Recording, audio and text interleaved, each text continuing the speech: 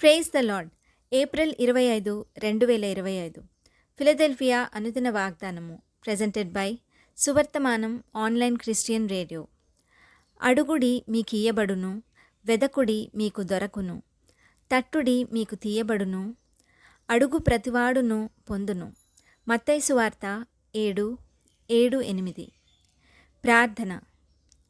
ఇంద్రధనస్సును శిరస్సు పైన గలవాడా, నీ నోటి ఊపిరి చేత ఆకాశ సర్వసమూహములను కలిగించిన దేవా, ఆంతర్యమందు సత్యమును కోరిన మా తండ్రి, అడుగుపెట్టు ప్రతి స్థలమును ఇచ్చెదననిన దేవా, మీ నామానికే మహిమ కలుగునుగాక.